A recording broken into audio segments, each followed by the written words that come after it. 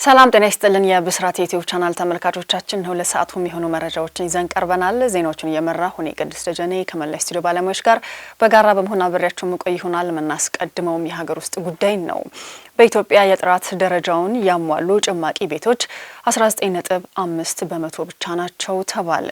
በባለፈው የ2017 በጀት ዓመት በጤና ተቋማትና በጤና ነክ ተቋማት ላይ የወጡ ስታንዳርዶችን ከመተግበርና የህብረተሰቡን ጤንነት ከመጠበቅ አንጻር ጥናት መከናወኑን የጤና ሚኒስቴር አስታውቋል።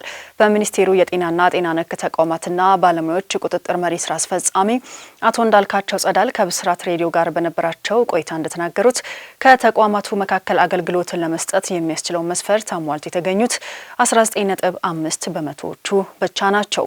ጤና ነክ ከሚባሉ ተቋማት መካከልም ሆቴሎች፣ ካፌዎች፣ ጁስ ቤቶችና ስጋ ቤቶች ይገኙበታል ያሉት አቶ እንዳልካቸው እነዚህም የሰው ልጆች የሚገለገሉባቸው መሆናቸውን ገልጸዋል። ተላላፊ የሆኑ በሽታዎችን ከመከላከልና ምቹነትን ያሟሉ ናቸው በሚሏቸው መስፈርቶችም ተመዝነው አብዛኛዎቹ ከስታንዳርድ በታች ነው ተገኝተዋል የተባለም ሲሆን ይህን በማስቀረት ረገድ ብዙ ስራዎችን መስራትም እንደሚገባ ተጠቁሟል።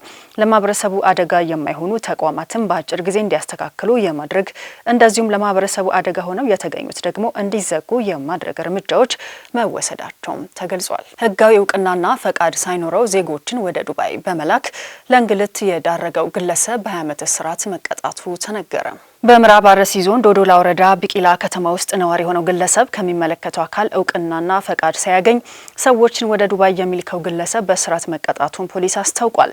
የምዕራብ አርሲ ዞን ፖሊስ ዋና መምሪያ የወንጀል ምርመራ ክፍል ኃላፊ ዋና ኢንስፔክተር ከድርጅቦ ለብስራት ራዲዮ እንደተናገሩት ተከሳሽ ገመቹ ሰይድ የተባለው ግለሰብ ከሚመለከተው አካል እውቅናና ፈቃድ ሳይኖረው በዶዶላ ወረዳ ቢቂላ ከተማ ነዋሪ የሆኑ ሁለት ግለሰቦችን ከፍተኛ የስራ ልምድና ችሎታ ስላላችሁ ስራ የማግኘት እድላችሁ ሰፊ ነው በማለት የማታለያ ቃል በመጠቀም ወደ ዱባይ እንደላካቸው ገልጸዋል። ተከሳሹ የተለያዩ አሳማኝና ማታለያ ቃላቶችን በመጠቀም ከሁለቱ ግለሰቦች 250 ሺህ በአጠቃላይ 500 ሺህ ብር በመቀበል ወደ ዱባይ ከተማ የላካቸው መሆኑን ገልጸዋል።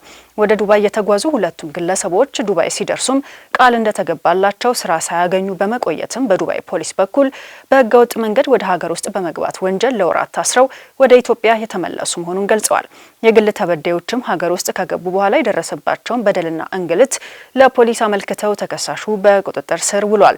ፖሊስም በቁጥጥር ስር በዋለው ግለሰብ ላይ አስፈላጊውን የምርመራ ሂደት በማስረጃ በማጠናከርም የምርመራ መዝገቡን ለአቃቤ ሕግ የላከ ሲሆን አቃቤ ሕግም ከፖሊስ የቀረበው የምርመራ መዝገብ ተመልክቶም በህገወጥ የሰዎች ዝውውርና ድንበር የማሻገር እንዲሁም ከሚመለከተው አካል እውቅናና ፈቃድ ሳያገኝ ሰዎችን ወደ ውጪ በመላክ ወንጀል ክስ መስርቶበታል። በአቃቤ ሕግ የተመሰረተውን ክስ ሲከታተል የቆየው የምዕራብ አርሲ ዞን ከፍተኛ ፍርድ ቤት ጥር 1 ቀን 2018 ዓ.ም በዋለው ችሎት ተከሳሽ ገመቹ ሰይድ በተከሰሰበት ወንጀል ጥፋተኛ በመባሉ በ20 ዓመት እስራት እንዲቀጣ የወሰነበት መሆኑን ዋና ኢንስፔክተር ከድርጅቦ ጨምረው ገልጸዋል። ዘገባው የሰምሃር አለባችሁ ነው። አሁን ደግሞ ከውጭ ወዳገኘናቸው መረጃዎቻችን ነው የምናሳልፋችሁ። ግሪንላንድ፣ ዴንማርክ እና አሜሪካ ያደረጉት ውይይት ያለ ስምምነት ተጠናቀቀ። ከአሜሪካ አቻቸው ጋር የተወያዩት የዴንማርክ ውጭ ጉዳይ ሚኒስትር በግሪንላንድ ጉዳይ ከአሜሪካ ጋር መሰረታዊ ልዩነት እንዳላቸው ተናገሩ። ላርስ ሎክ ራስሙሰን ከአሜሪካው ምክትል ፕሬዚደንት ጄዲ ቫንስ እና ከውጭ ጉዳይ ሚኒስትሩ ማርኮ ሩቢዮ ጋር በዋይት ሀውስ ተወያይተዋል። ውይይታችንም ግልጽና ገንቢ ነው ያሉት ላርስ የአሜሪካው ፕሬዚደንት ዶናልድ ትራምፕ ግሪንላንድን እንጠቀልላታለን ማለታቸው ተቀባይነት የለውም ብለዋል። አሜሪካ፣ ዴንማርክና ግሪንላንድ ያደረጉት 1 ሰዓት የወሰደ ውይይትም ያለ ስምምነት ተጠናቋል። ነገር ግን የግሪንላንድ ዕጣ ፈንታን ለመወሰን በከፍተኛ ባለስልጣናት ዘንድ ንግግር ሊኖር እንደሚገባም እንደተስማሙ ተዘግቧል። የአሜሪካው ፕሬዚደንት በተደጋጋሚ ግሪንላንድን መቆጣጠር ለብሔራዊ ደህንነት ወሳኝ ነው ሲሉም ይሰማል። ይህ የትራምፕ አቋም የኔቶ አባል የሆነችውን ዴንማርክ ያስቆጣ ነው።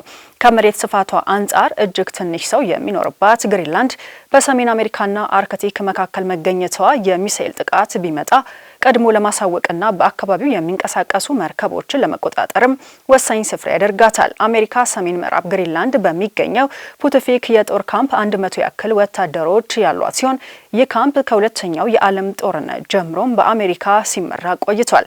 አሜሪካም ከዴንማርክ ጋር ባላት ስምምነት መሰረት የፈለገችውን ያህል የወታደር ቁጥር ወደ ግሪንላንድ መላክም ትችላለች። ትራምፕ የተቃዋሚ ፓርቲ አባል ፓላቪ ኢራንን ለመምራት ድጋፍ ይኖራቸው እንደሆነ ጥርጣሬ እንዳላቸው ተናገሩ። ትራምፕ የኢራን ተቃዋሚ ፓርቲ አባል የሆኑት ሬዛ ፓህላቪ የኢራን መንግስት ከወደቀ በኋላ መቀመጫውን አሜሪካ ያደረገው የኢራን ሟቹ ሻህ ታላቅ ልጅ ኢራንን ለመምራት ድጋፍ ይኖራቸው ይሆን የሚል ጥርጣሬ እንዳላቸው ተናግረዋል። ትራምፕ በጣም ጥሩ ይመስላል፣ ነገር ግን በአገር ውስጥ እንዴት እንደሚቀበሉት አላውቅም ብለዋል። እኛ በእውነቱ እስከዚያ ደረጃ ላይ አልደረስንም። አገሩ መሪነቱ እንደምትቀበል ወይም እንደማትቀበል አላውቅም። እናም በእርግጥ ቢቀበሉ ያለኔ ጥሩ ነው ሲሉ ተደምጠዋል። እንደ አውሮፓውያን አቆጣጠርም በ1960 በቴህራን የተወለደው ፓህላቪ በልጅነቱ አልጋ ወራሽ ልዑል ተብሏል። ነገር ግን ኢራንን የማስተዳደር እድሉ በ1979 አብዮት አብቅቷል። ፓህላቪ ተቃዋሚዎችና የኢራን የጦር ኃይሎች አባላት የኢራንን ገዢ ስርዓት እንዲቃወሙ በማሳሰብ የዓለም አቀፍ ትኩረት አሁን ወደ ተግባር እየተቀየረ ነው ሲሉ አክለዋል። በሌላ በኩል ኢራን ለ5 ሰዓታት ያህል የዘጋችውን የአየር ክልሏን በትላንትናው ዕለት ከፍታለች። ወታደራዊ እርምጃም ሊወሰድብኝ ይችላል በሚል ስጋት ኢራን የአየር ክልሏን በመዝጋቷ በአካባቢው በረራዎችንም አስተጓጉሏል። ተመልካቾቻችን ለሰዓቱ የያዝናቸው መረጃዎቻችን እነዚህን ይመስሉ ነበር። ስለተከታተላችሁ እናመሰግናለን። ዜናዎቹን እየመራሁ እኔ ቅድስት ደጀኔ ከመላው የስቱዲዮ ባለሙያዎች ጋር በጋራ በመሆን ነበር አብሬያችሁ ቆይታ ያደረኩት። በያላችሁበት መልካሙን እየተመኘሁ ሰናበታችኋለሁ። ጤና ይስጥልኝ።